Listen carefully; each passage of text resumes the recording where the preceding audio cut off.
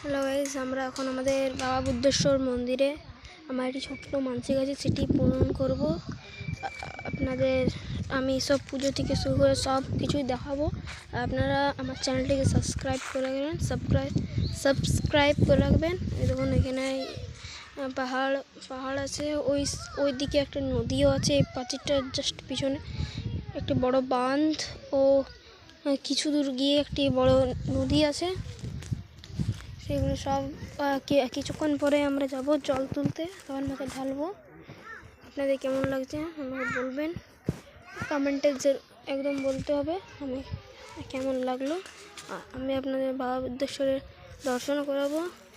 আমি এখন দেখাচ্ছি গেটের বাইরে থেকে যতটা দেখাচ্ছি।